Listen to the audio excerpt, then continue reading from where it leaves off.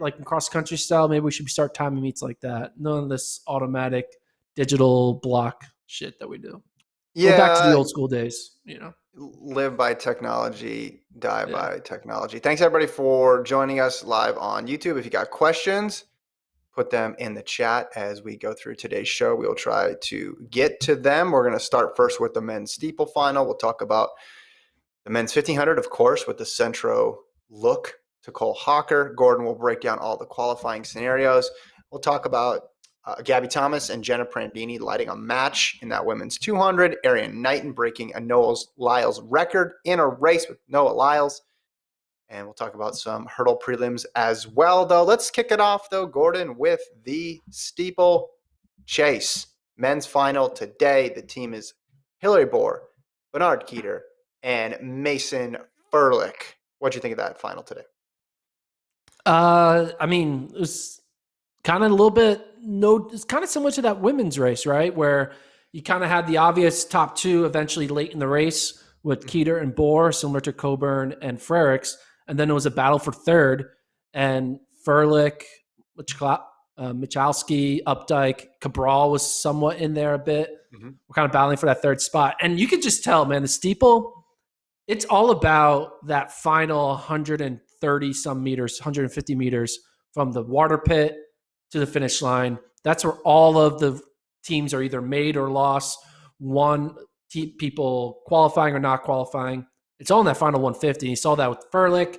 He was neck and neck with two other guys, and as soon as he hit that final water jump, he was free. And Hillary Bohr making the team once again, back-to-back Olympic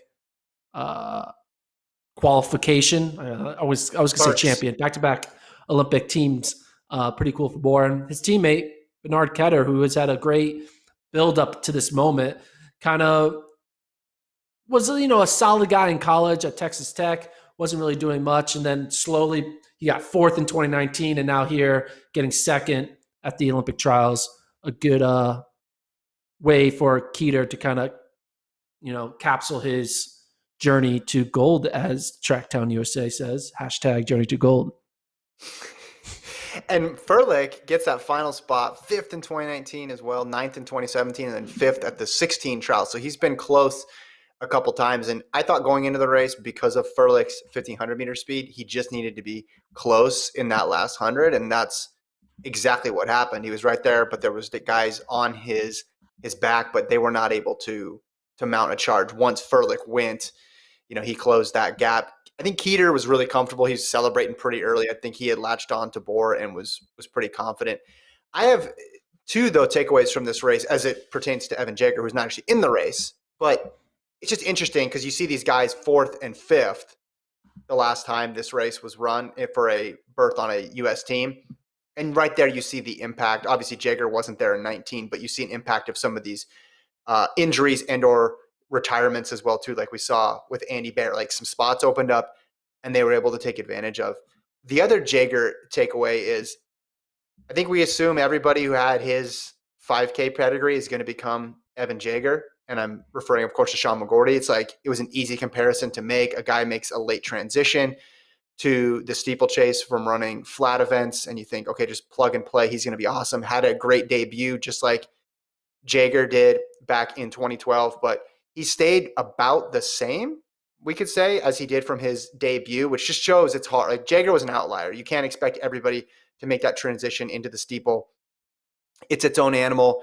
It's an entirely different challenge. And yeah, having that flat speed helps, but running sub 8:15, running 8:10, or as in Jager's case, almost breaking 8 flat, that takes a rare talent. Yeah, you got to be good at the 5K, but you also have to have these obviously skills that play well out in the 5K or in the 3K steeple. Because I think going in, you and I both thought McGorty. We said it after his first race, said it after his second race. The prelim was a weird situation, so you kind of put that aside, and he closed so well there. We thought he'd be fine, but he finishes 7th in this race.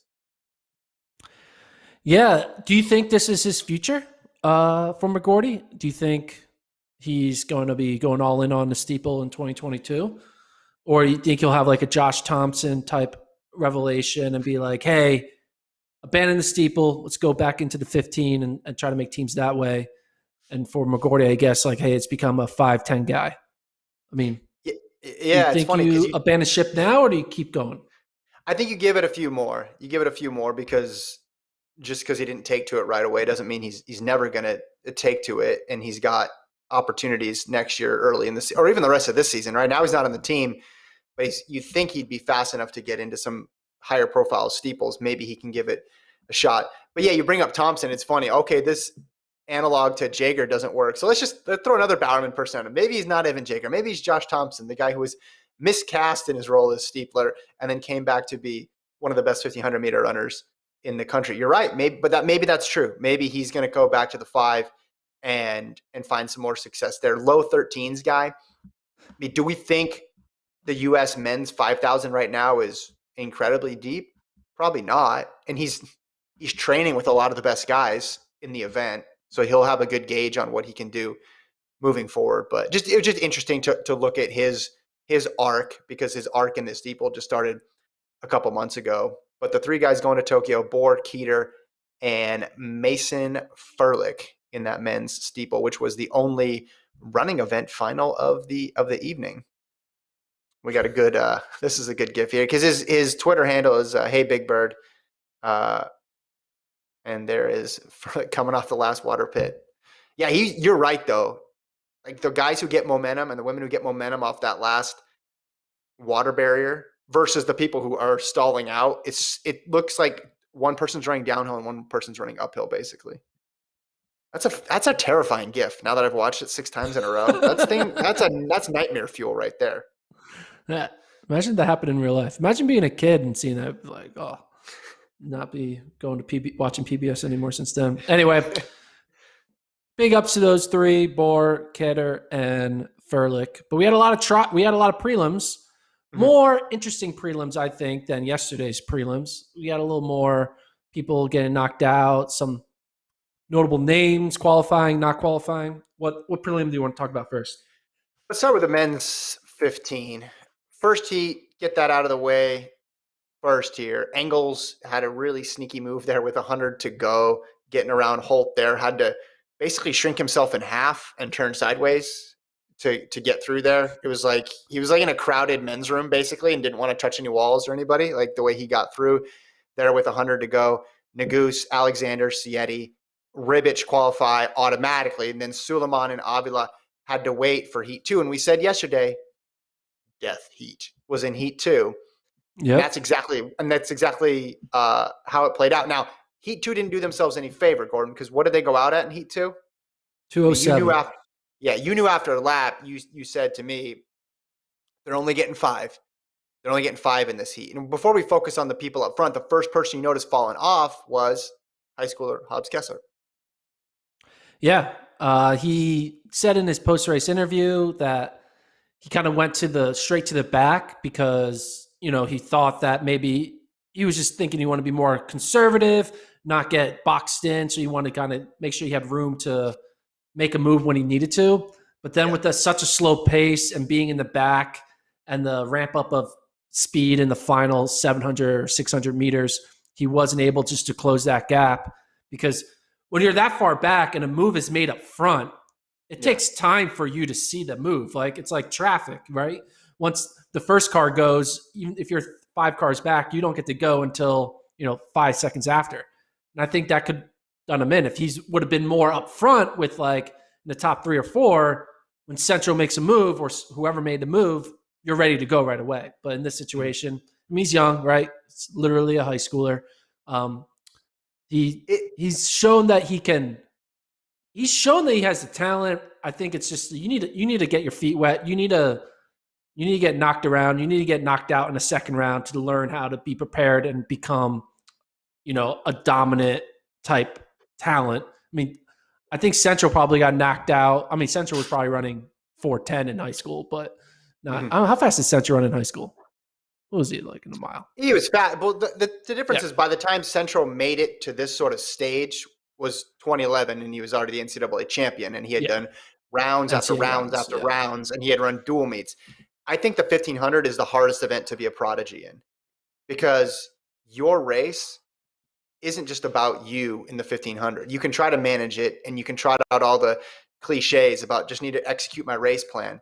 But there's so much going on in a 1500 through the rounds, and you need to react. It's not enough just to run your race. You need to be able to be flexible, and you need to be able to draw on a little bit of experience to know, as you mentioned, when to move and when to sit back. So this is the toughest type of a race for a young person with no experience to wade into.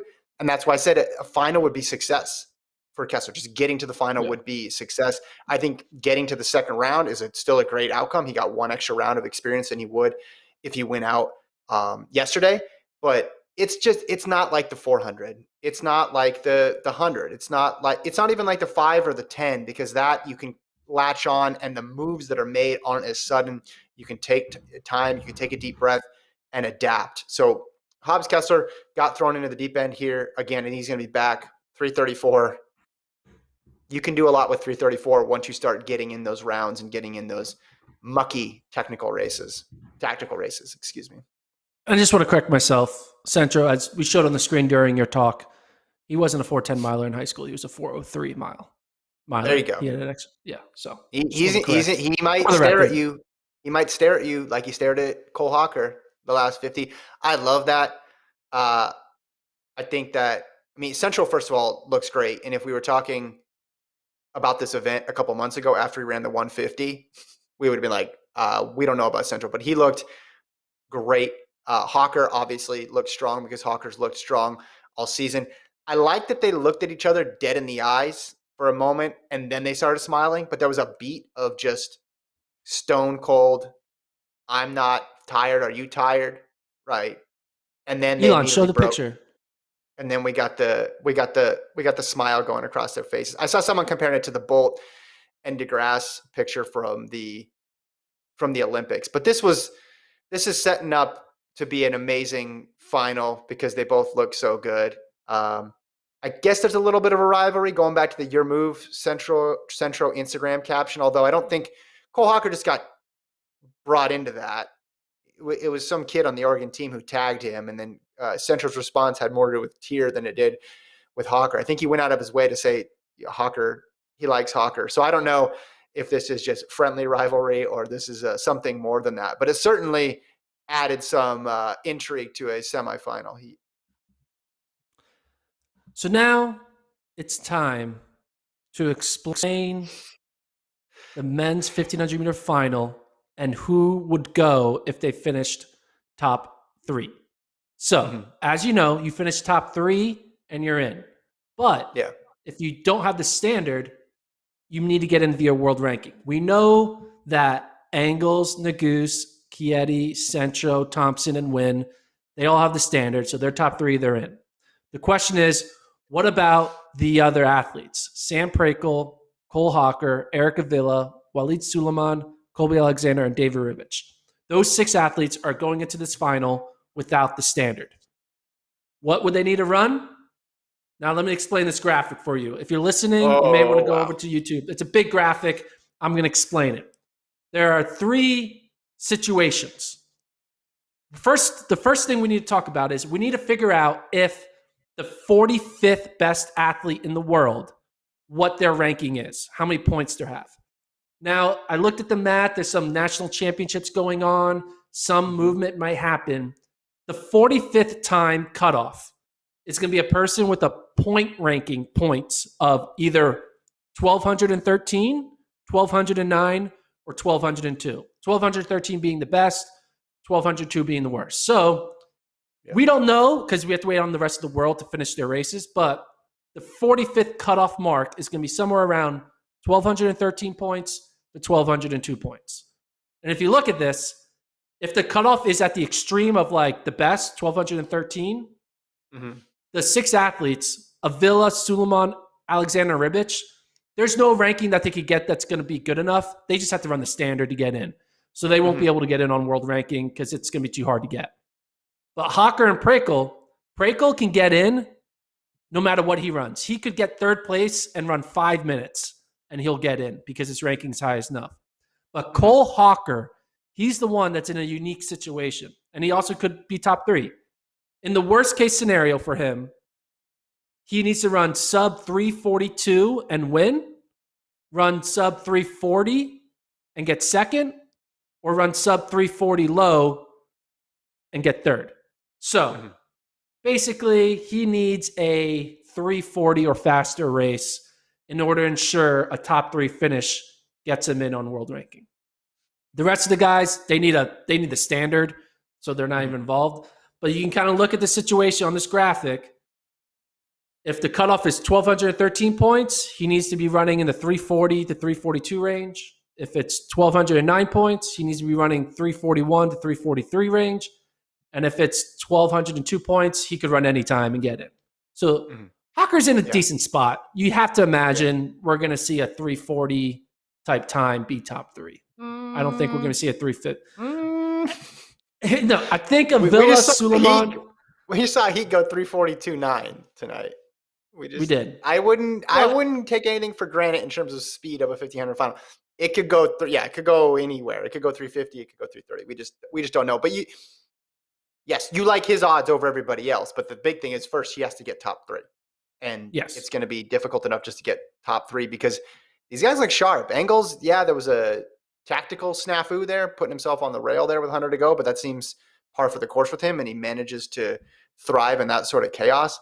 Thompson closed really well. Obviously, we talked about Centro, Nagus. For those joining late, those are the people who don't have the standard. So there's another group that obviously has a standard, and all they need to do is finish top 3. Because if this thing goes Centro, Nagus, and Josh Thompson, then Gordon's spreadsheet goes directly into the trash. Yeah. So we got the image here. Here is Craig Engels trying to squeeze his way through Ribic and Holt there. And I didn't see him touch anybody either, which when you look from this image, and maybe he brushed shoulders and I just couldn't see it. But if there was any contact, it was minuscule. And you look at that picture and it seems like the odds of him touching somebody are about 99%. And yet Engels has, again, perfected the squeezing both shoulders together, running really fast and slightly leaning sideways to avoid contact move. It looks like he's trying to get to the bar first. He's like, "Ooh, happy hour. We gotta get there first because before the crowd gets in." I think he's trying to get out of the bar bathroom. Excuse me, trying to get through the crowd. Yeah, that's what it looks like. This is me at Costco trying to get in line. That's what I'm doing at Costco every Sunday when it gets crowded. Any other men's 1,500 points that you want to make before we move on? No, it's gonna be good. I think it's gonna be one of the better 1,500 finals we've seen. Because obviously you have the vets like an Engels and a Centro, but the young guys in Nagus and Hawker just kind of add a little more flavor to that final that we haven't seen in a while, right? We haven't seen a Hawker / Nagus talent in the college scene since Centro was in college. I feel. I mean, has there anyone straight out of college who's been as good as they've been? I don't think so. Since Centro? Yeah. No. Right? No. They all been international guys. Yeah, like a Josh Kerr type. Not in the U.S. system. Here's the thing. If you're a 1,500-meter fan, I want you to enjoy this. I want you to take a deep breath and enjoy this because you're getting what you wanted at the beginning of the season. You could complain about, it'd be great if, you had Cooper Tier in there or somebody else was more in shape, whatever. But these guys have been through 2 rounds now. Like, Centro is fit. Cole Hawker is still fit. Engels is still fit. And look at the start list that you're going to have for the last day of competition. Centro, Thompson, Nagus, Hawker, Sietti, Engels, Wynn, Avila, Ribic, Prekel, Suleiman. You got everybody you wanted, right? You have the guy like Wynn, who we said a couple months ago, don't sleep on him here and really fast at the Portland Track Festival. He's a great sleeper pick. But you have those guys that we've wanted to see. None of them went out in the final. All of them look to be in really good shape, and they're all going to converge for 3 spots on Sunday. And that does not happen all the time in track. So I want the 1,500-meter fans out there. I know you're a 5K fan this year, Gordon, so this is not to you. This is to the 1,500-meter fans out there. Enjoy it on Sunday because you got it. That didn't happen in the women's 1,500. That did not happen in the women's 1,500. It was still a great race, but that's pretty much the opposite of what happened in the women's 1,500. The men, all the big players are there. Yep. Next event. 200 time. Dude, 200 we've done so many podcasts, man. I feel like Yeah. we've done like how many hours of content have we created? Like we're on Not like enough. almost Game of Thrones level number of hours. So, All right, we're we've gonna done do the over women's. 300 pods. We've done over 300 pods. That's a lot. That's 300 true. hours. That's true.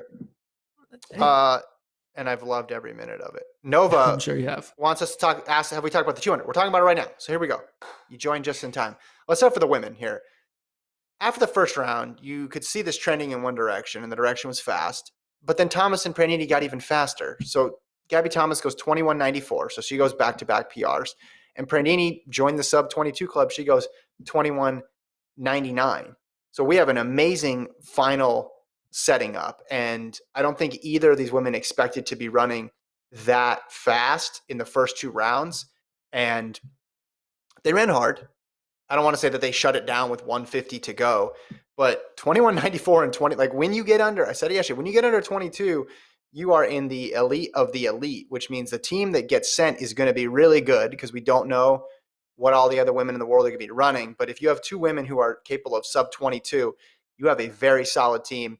Allison Felix has the third fastest time. And what did Otto Bolden say in the broadcast? He's like, good luck, Allison Felix and everybody else, because he's basically calling it now.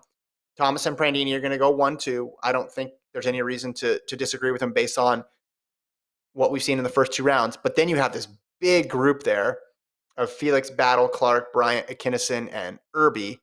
And I think it's going to be a dogfight for that last spot. I mean, I think Felix can pull it off. She's in a position now to make two different Olympic teams. The one upset was Sturgis not making it through. So the NCAA 200-meter champ will not be in the final. Anellis, who was a finalist at the World Championships back in 2019, she didn't make the final either. But you got a really interesting race up front for these top two spots, and then a deep battle for third. Can you imagine what this final would be like if Sha'Carri Richardson was in it? It'd be insane. I can. It would be awesome. But I've also like the 200 always gets your hopes up, and then not everybody shows up. But yeah, I did not anticipate Prandini and Thomas going off. Like, this is amazing to me that they've done this in these first two rounds. Maybe the final drop in times like that, but the fact that they've done it, again, back-to-back days. It's been like Prandini's PR. When did her – before this weekend, I think Prandini's PR was 2018. So it's been 3 years since she runs as fast as she does, and then she does it in back-to-back days. And Thomas's curve is insane right now. Prandini's curve is obviously terrific too.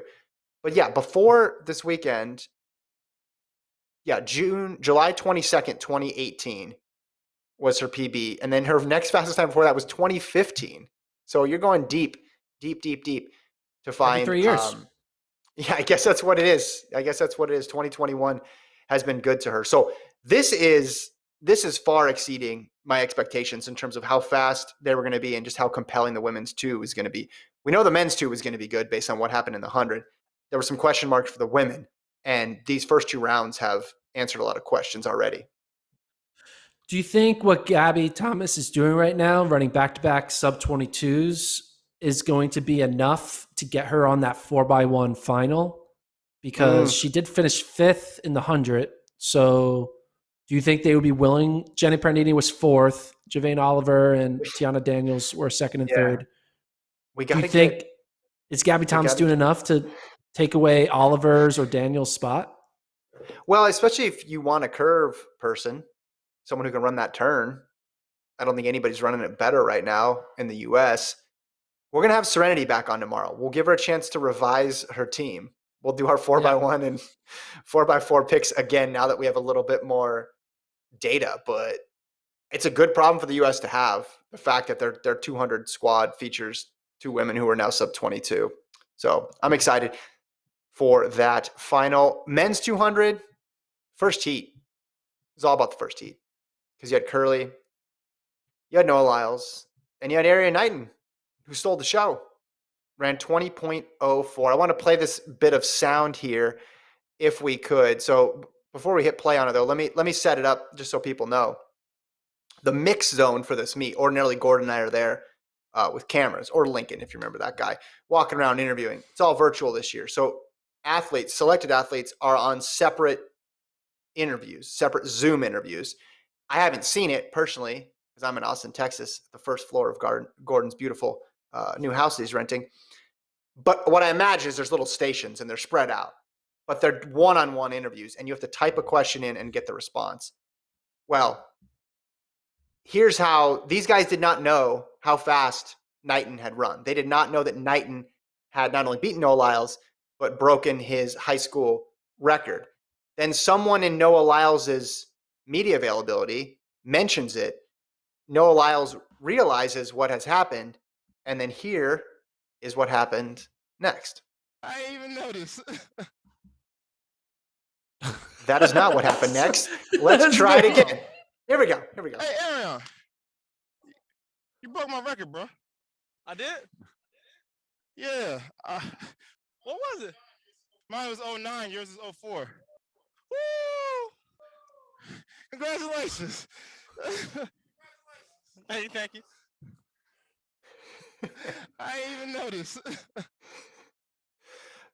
So nobody noticed on the track. Nobody in the post-race interview on the track or the PA said anything. They were so locked in that they just got to the interview and it was mid-interview. I jumped in the Knighton interview late. I assumed that he knew. I heard that, but I didn't know who was telling it to him. I thought it was a coach or a friend or something. Come to find out, he found out from the person who broke his record or who owned the record before him. Yeah, and we had a mini controversy internally with our friends over at Mile Split, where they're saying it's technically not a high school record because Knighton is a pro, and I call bullshit. He is a high school junior. He's 17 years old. He ran 20.04. It's a high school record. Mile Split is calling it a world U18 best. What the hell is – come on, world U18 best? It's a high school national record. Let's not get with these semantics. It's both. No, it's not. Yeah, it is both. But like, it's a high school record. It's not a world U18 best. It's a high school record. That's what it is. I bet you if we click on that article, I bet you they have like a technicality. Let's click on it. Let's see if they said it doesn't count as a high school record. Yeah, here we go. While Knighton is currently a pro with Adidas, he still remains in high school. However, his performances do not count in high school record books. Yes, they do. I mean, someone just made that rule arbitrarily that said that his records don't count. Well, okay, here's the thing. And he's in high school. Now, the fact that he's a junior just makes it more obvious. I could see if he was a senior and you're saying, well, after they graduate, maybe the record shouldn't count. But yeah, he's a high school student. This is different than NCAA because NCAA, the age range is so vast and so wide, right? That you could say, all right, this person goes pro as a freshman. They're not competing within the NCAA system anymore. We're gonna not count their records. But high school generally gives you an idea of an age range. I know there's some extreme exceptions, right? But it's generally people between 14 and 18 and a half, maybe getting into 19. Whereas college, it's going to be just so much more broad given the vast different circumstances. So I'm perfectly fine calling it a high school record. He's in high school. He ran faster than everybody. He's still with if you want to go into deeper semantics, he's still with his high school coach. Hobbs Kessler's 334 high school record because he hadn't gone pro yet, but he's training with a pro coach and has pro teammates. So I think we could just cut all this and just say high school record, Arian Knighton. More importantly, Gordon, he might end up on this team. And I saw he'd be the third youngest American men's track Olympian of all time, and the youngest since Jim Ryan. And it's in the 200. That's insane. You want to update your men's 200 top three? Who do you have? Who's your men's team? Who's your men's 200 top three right now? Listen, you keep trying to get me to get off of this because of I'm betting my house on this. I'm still sticking with it. I trust Lyles. He cruised through. He said he was keying off of Curley. That's what he said in the interview, and Curley did not get off to a good start. So I went Lyles, Bednarik, Laird. Look, you can see it there. I'm sticking with Lyles, Bednarik, and Laird. I think Curley clearly has an issue with the curve, and Knighton. I think this is the Spider-Man meme. Knighton 2021 and Lyles 2016. That's what they're pointing at each other, basically the same thing. So I think Knighton is going to run, and he's going to get fourth in the final here. But I'm going to stick with Lyles and Bednarik and Terrence Laird to get that third spot. Okay. Terrence Laird kind of been quiet right now. Isn't it weird that he's signed with Adidas, but he's still wearing his LSU kit? What's with that? I don't get that. I don't Can you understand explain that to me either. We got a lot of heated debate now in the chat about high school record or not. Let's not get bogged down and divided by this, folks. This is what the problem is with track and field. Someone makes an arbitrary rule and everybody yells about it for a while. And usually one of those people is my co-host, Gordon, here. The fact is, if you want to go U20, right? Do we accept U20 as like a legit? Not if you're getting paid, apparently. You're not U20. No. World Junior. Let's just talk about World Junior records. U20, right? He, with the 2004, he ties Ramo Guliev for number 2. So Bolt has a record from 04, 1993. Then Bolt ran 1999. Then Bolt ran 2003. And then Guliev 2004. So that's where Knighton was, or is now. He was 2011. He was a couple spots down. So he's moved. If you want to throw out high school, throw out U18, just throw him into the World Junior pool. He's got a couple more years to run World Junior marks, by the way. Kevin, just so we're telling our viewers, the list you're looking at on our screen is the 2021 list. Yeah, I'm talking about our viewers. I know, but like while you're talking and you see our screen show the 2021 list, you should you should mention it. That's all I'm saying. Oh, I wasn't looking at that. I'm focused. My lane, my race, like what Grant Holloway says. That's what I'm focused on. What did he say today? I came to dance at the party, not stand at the side, not stand on the wall. Which again, I felt attacked as someone who went to many dances and sat on the wall the whole time. Grant, you don't need to make it so personal. Is this the all-time list? This is the all-time list, right? Yep. Okay, there we go. But that list doesn't include today. Well, okay, they all saw I just said he ran 2004 and he's tied with Ramo Guliev. I think people can mentally put that in there. So there it is. He's going to set a lot of records. It looks like he's going to be fine. All right, next race. Women's eight. Thing Mo, cool, calm, collected, won the first heat. Sage Hurta fell with 100 to go and collided with Hannah Green. Hannah Green did not qualify, but has since been added, so it's going to be a 9-woman final. In the next heat, Ajay Wilson, 159, just ahead of Kate Grace. So it's hard to tell who looks smoother, who looks better. Wilson talked vaguely in her post-race interview about dealing with issues in the buildup, but she said she didn't want to talk fully about them until the final was over. But yeah, so Hannah Green gets through. Your pick, Gordon, is still alive. How do you feel? I'm not feeling good about my pick. But hey, OTC finding a way to survive and advance. I saw Ben Blankenship do it from first round to second round. And I see Hannah Green doing it here from second round to third round. But yeah, looking at the way those two semifinals played out, Ajay, a thing. Raven looked pretty good too. And Kate Grace. Those four, I feel like, look like the strongest. And I think 3 of those 4 will be our team between those 3, which makes sense. So you're saying 5 for 3 spots? No, 4. 4. Okay. A thing, Price. Ajay, Raven Rogers, and Kate Grace. Okay. Oh, did I say Chanel Price? I didn't mean to say Chanel Price. I take her off the list. Well, no, I would put her in there. Her and Wilson both went. Put her back on the list. Her and Wilson both went sub 2. Yeah, I thought going in I was going to say everybody has a chance for that third spot, but there's a clear second tier, or at least a blurring of the line to that tier, and then that drop off to that next tier where you had Meyer and Akins who ran 201. I'm not anything after 2016 and this race where there was a big old fall, and Kate Grace won that race, by the way. you can always say anything can happen. But Mo and Wilson look really solid, and I agree with you about Grace. And Rogers has that just patented late kick. I think the question's going to be, will Rogers be in close enough contention with 100 to go to where she can catch people? Because she still has that kick. It's just staying in contact to use it. Yeah, I would agree with that. Because she had a really good final 75, but if she doesn't put in a good opening 725, it's going to be all for naught. Yeah. I just made that up right now, but you know what I mean.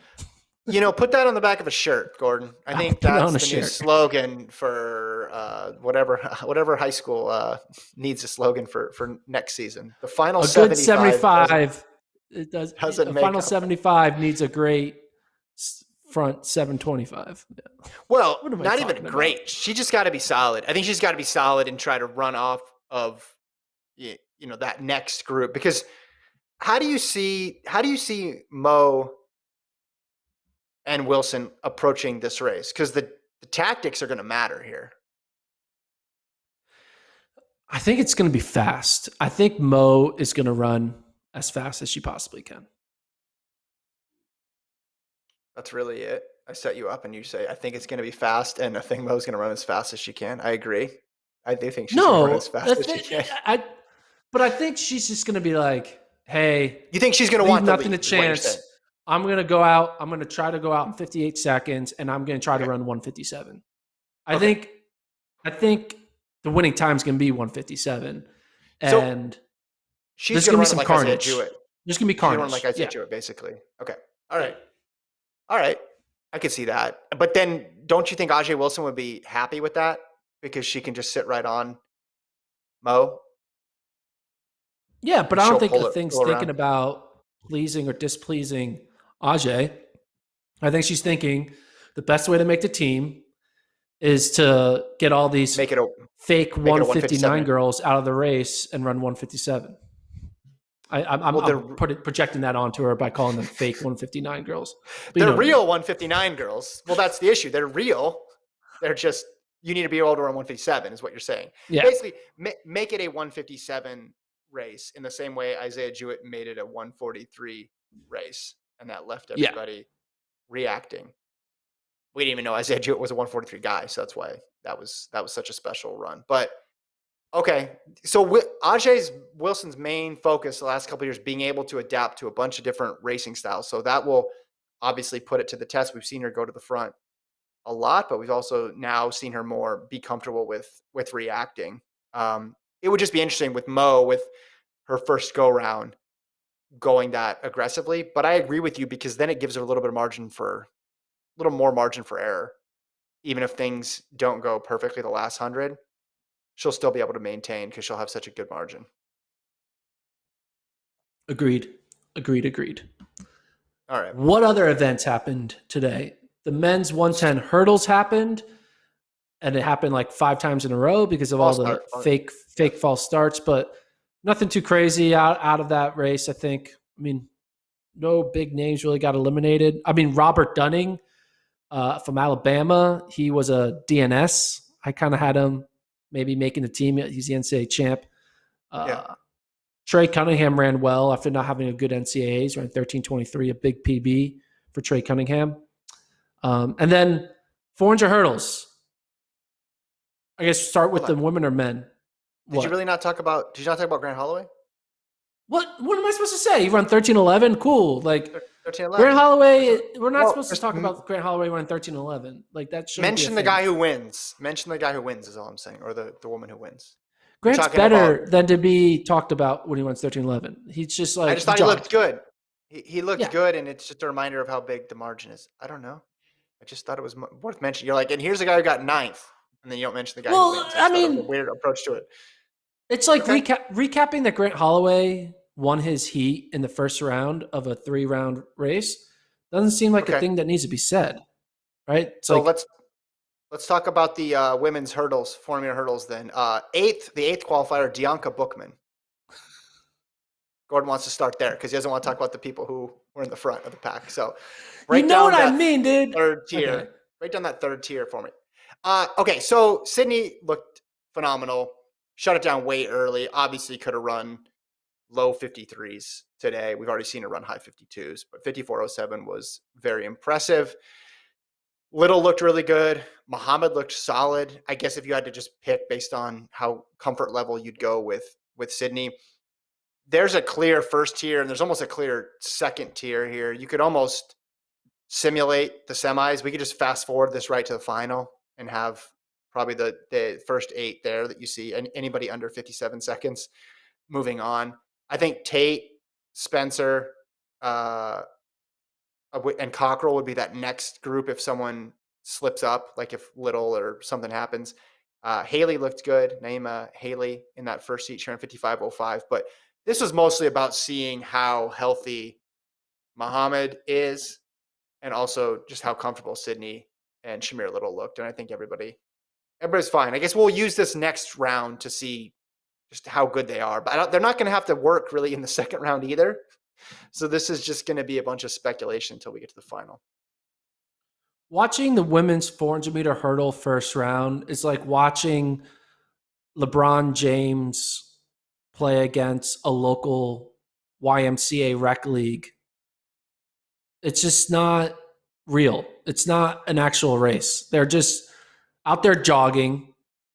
They're Sydney can literally do a cartwheel, 10 push-ups, order a cup of coffee, and still have enough time to finish and qualify in the top 3.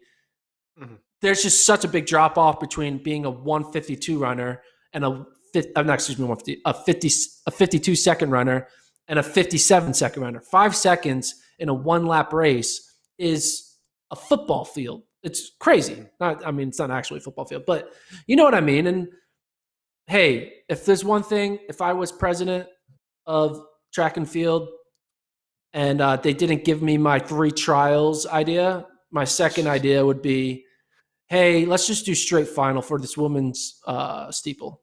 For this women's 400 hurdles. Straight final. That's all we need. Straight final in the steeple too. Women's steeple and 400 hurdles, straight finals. Bring the top steeple. 8, top 12. Listen, okay. And we'll be good. But the men's 400 hurdles is turning into that same thing because the amount of people that are either getting disqualified or are hitting hurdles is now eliminating anybody who is potentially going to be in the same frame as Rai Benjamin. So we talked yesterday, Sean Burrell hit a hurdle and went down. Quincy Hall went out. Amir Latin got DQ'd later because he stepped on the lane. Then today, TJ Holmes went out. Go out. Yeah. So Rai Benjamin, again, is standing alone here in the men's 400-meter hurdles. He already was going to have a big margin of victory, and now it's going to be pretty ridiculous. It opens up spots for 2 other guys, but yeah, Latin tough break there, stepping on the line. Do you think show this, Elon, right there? Oh, he missed it. Yep, there it is. No, he got it. It'll repeat. But don't you think there should be a little bit of? No, you keep saying this. No, you need to. There's a line there for a reason, and on the curve, you have to not step on it. That's the rule. Otherwise, you could have people stepping over it. But I feel like 1 step, is that really change the distance you run? 1 step? Yes, because they measure the distance in the lane. So if you don't run in the lane, you're running less distance. Yeah, but the only way you. No, but here's the thing.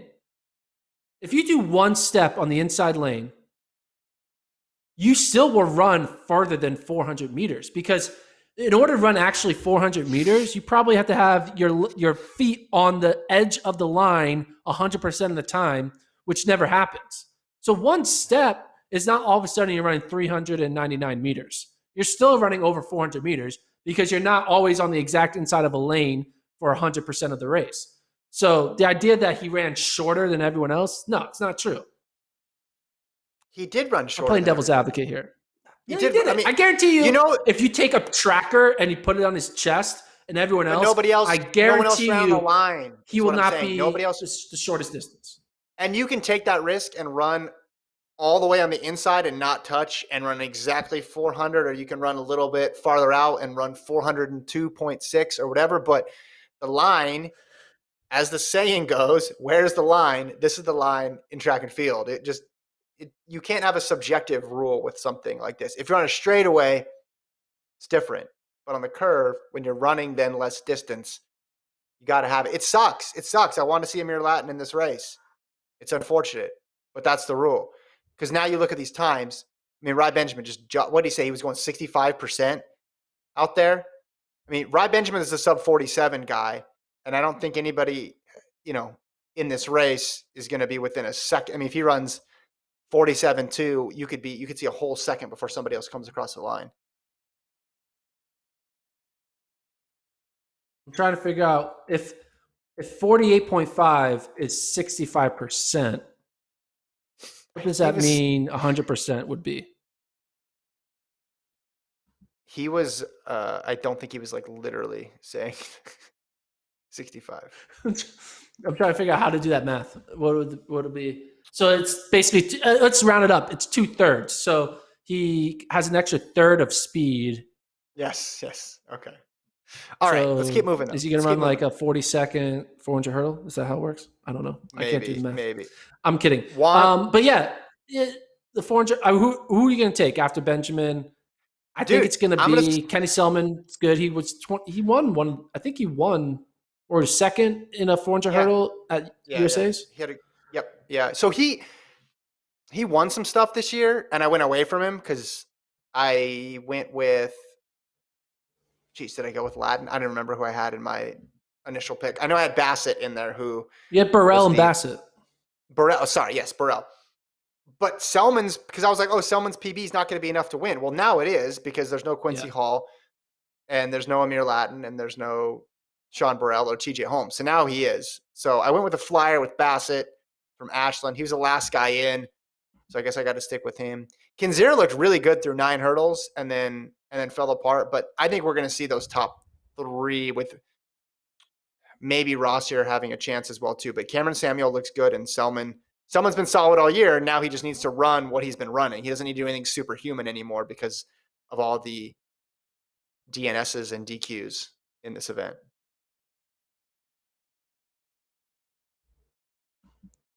I'm looking ahead to tomorrow. Is that what we're up to? Do you look at the rundown at all anymore? Or just No, I don't look at the rundown. Okay. I look at the screen. So you don't look at the screen. So when Travis is putting up a photo of a pig, you're talking about an elephant. And when there's a photo of the elephant, you're talking about the pig. Travis knows how to match. Travis and I have been partners with this for a long time. He knows how to anticipate my moves and where I'm going. Talk about the discus, Gordon, and then we got to talk about Mo Farah and Wayney Colady, and then we're going to preview tomorrow. Don't take the rundown in a direction it's not supposed to go. Sorry, I apologize. Please forgive me. Ridiculous. Men's discus, Mason Finley, Reggie Yeagers, and Sam Mattis all make the team. They all have the standard. They were the favorites. Makes sense that they'll do well up there. They had like a fun fact that Sam Mattis gave up working on real estate. Not real estate. Gave up on working on Wall Street to pursue his discus throw Olympic dream. So good for him. He's going to Tokyo, going to Olympics. Hopefully he comes back and gets into Bitcoin or GameStop or something like that to kind of make up for time lost. I guess that's what he has to do. But yeah, Finley, I don't really know much about the discus. Hey, it's hard to know everything about all 18 events. Mm-hmm. But the names look familiar. They were good in college. I recognize the names. I think Sam Mattis is Penn, right? He went to Penn? Yeah. He went to Penn.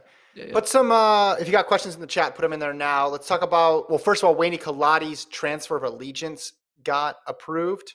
So we talked yesterday about her being cleared to compete in the meet because she just got her citizenship. But this is another big step because they had to present to World Athletics to transfer her allegiance.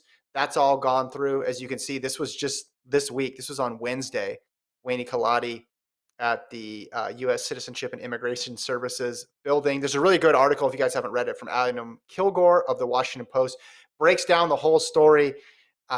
It was a bureaucratic marathon, to say the least, but she'll be on the line, and if she finishes in the top 3, she will be able to compete because World Athletics has approved for her transfer of allegiance. So good news for Wayney Colady and just a great story like you outlined yesterday, Gordon. Yeah, you see there, I guess getting sworn in. I'm guessing she probably said the Pledge of Allegiance. Do you remember the last time you've said the Pledge of Allegiance? And do you remember it? I do remember the Pledge of Allegiance. I don't remember the last time. Well, I used to work in high school, so I'm going to say 2017 is the last time I said it. But yeah, she had to take the citizenship test. Excuse me. She had to. The issue was the fingerprints were in DC and they needed to get to Albuquerque, or Albuquerque and they needed to get DC. Her lawyer was a guy, Joe Franklin, her New Mexico coach, met when he was coaching at Butler, and the guy ran for Indiana, I believe. There's all these crazy coincidences, and they got senators involved. Long story short, she will be on the start line in the morning because it's going to be a morning race. It's going to be hot this weekend, and it's super, super exciting to see her actually. Wait, so this photo, is that photo from today? They said Wednesday was. I mean, they might have posted today, but the Kilgore story said Wednesday was when she was doing the test. So I don't know what the process is between the test and the official paperwork and the swearing. But so I was thinking, if this photo was taken yesterday, she just literally just arrived in Eugene, right? Like, yeah, she got hopped on a flight from Albuquerque. You hear about these.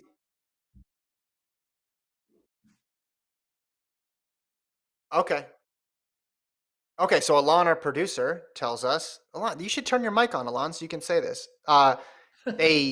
You take the test, and then if you pass, they swear you in. Like a day later, Alon? 2 days later? So now everybody can hear me. I had to take this in 2014. They schedule you in to go take a test and an interview. Once you pass the test, they then schedule you to come in and get sworn in. It can be either like a day or a week. It depends on however their schedule works. And I'm sure they fast-tracked it for her because they're like, yo, we got to get her in the Olympic trials. She could make the team. But producer Alon makes his debut. Round of applause, everybody out there. Yeah, well, I want to know, you took the test. Can you replace Gordon? What's one of the questions? Gordon, like full-time, Alon? What's like an example? What's an example question on the citizenship test? The hardest question I got was, what year was the Constitution ratified? Gordon, do you know? Is it? I mean, the only date I know is 1776. So, but that doesn't make sense because that's declaration. Deported. That's Declaration of Independence. Deported. So. It's 1787. Scrub. I was gonna say 1787. I was called him a scrub. Deported. Get out. Wow. More Alon on the pod. More Alon. Okay. Can you name like every president? Is that like a thing you have to know? Like memorize the order of the presidents or something like that? I studied I overstudied for it. I knew even like state flowers and stuff, but they never asked me about any of that. Damn, state flowers. Yeah, okay. State flowers. There we go. What's the Texas state flower? It's the blue bonnet, right? It's the purple one, right? What's it called? Blue bonnet. Blue bonnet. Yeah. I think it's blue though, right? Yeah. I mean, you can. I think I had to take a similar thing for teaching. It wasn't the citizen. It was something where it was like basic civics, and there's an amazing amount of things that you don't know that you think that you should know. So again, congrats to her. Very excited to see her race. Man, now the chat, everybody's talking about like citizenship process in here. This is taking a turn. Okay. Mo Farah, Gordon, he had one last chance to get the Olympic standard in the 10K to come back to try to get another gold medal and defend his title. He missed it. He ran 27:47. So we may have seen the last of Mo Farah on the track. This is something I did not think would be an issue. I thought obviously getting a medal would be really hard. Getting a gold would be extremely hard, but I never really thought that he wouldn't be able to get the standard. Does this surprise you? What time did he run? 27:47. Would that have qualified in 2016? Let's see. That's the big takeaway. Yeah, 28 flat was the Olympic standard in 2016. Okay. So that's the big factor. Like they made the Olympic standard so much harder this time around that to get an Olympic standard, you have to be super, super fit, especially in the 10K because they don't want a big field because they want to do a straight final, I think. So I think that's basically what did him in. If his career was just like shifted 4 years in the past and he was trying to, at old age, trying to make the 2016 Olympics, after winning all of his medals, it would have been a lot easier, obviously. So he's just kind of a casualty of the change of standarding of the Olympics. Change of standarding. Interesting there. We got some comments in the chat. They still want to talk about the Jamaican trials, Gordon. I saw. Oh, yeah. Well, semis. Are we getting the finals tonight? Because semis, Sharika Jackson dropped to 1077. So the year of the women's 100 continues. I think we're going to go. I think we're going to do more Jamaican do we have trials results next week. anywhere? Do we have results anywhere? I don't even know where to look. I'm just searching on Twitter. JamaicaTrials.com? No, I just typed in. I typed in Jamaican trial. Actually, something just popped up. The 1077 popped up on my screen right now. So next, we're gonna break it all down next week. It's not like we're not gonna do shows next week. That's what I'm saying. Okay. What else? Wind legal. Someone wants to know, was it wind legal? Yeah, plus 0.9 for Jackson. Williams was 1102. Kemba Nelson was 1106. So Gordon will find a live results page. Is Fraser Price clinched, I guess? I don't know. Someone in the chat, help us out here. We've been way too focused. The finals are coming soon. So this is going to be outdated in like an hour by the time this gets posted. Okay. But the folks on YouTube. So we'll save it for, maybe we can talk about it with, where's Shelly? We can talk about it with Serenity tomorrow. We'll be fine. Yes. Yeah. Sorry, guy. Okay. We'll be on it tomorrow and the next day. Death heat. I want to talk. There's only one death heat tomorrow. The men's 200 prelims, second round. Let's bring it up. Ooh, who's in that? Get ready. Here we go. Men's semi. It's all the way at the bottom. Travis. Boom. The death heat is heat 2. You got Laird, you got Knighton, and Lyles, all in the same heat. And then 1, you got Curly Bednarik. Yeah. Yeah. I mean, it's going to be another race for Noah Lyles he didn't have many 200s under his belt this year. He really hasn't run that many of them. So I think he's counting on getting pushed in these rounds. So I think he certainly will have that again. So you don't have any death heats in the, let's see what's left. Men's high hurdles? No. Men's 4-meter hurdles? Well, that'll be a final for the men's 4-meter hurdles. And then women's 10K in the morning.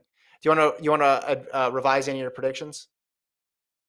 I guess women's 400-meter hurdles has a little bit of a death.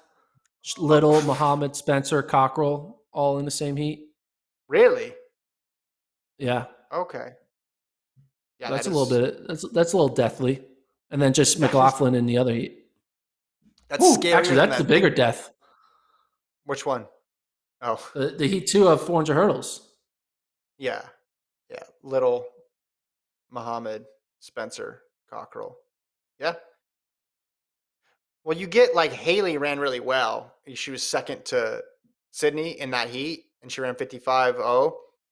So then, so she was like the number 2 seed essentially. Like she ran the second fastest time. So, but she's not one of the big names there. Okay. I'm seeing Shelly Ann ran. Someone in the chat put this. Elaine and Shelly jogged 1083. But then someone says 1084. Oh, Elaine 1082, Fraser Price 1084. Jamaica's going to send a team. It's going to be amazing. The women's 100 is going to be awesome at the Olympic Games. It's going to be great. I'm really excited. Do you think Jamaican women might smoke us in the 4x1?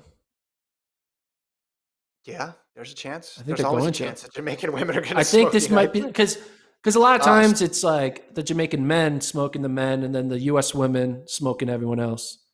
Maybe we see like a little inverse there where all of a sudden did you the watch men 2019? 4x1 dominate and then the women. You weren't at the, what? I know you weren't at the 2019. Do you know what happened there? I forget, to be honest, man. It was a long time ago.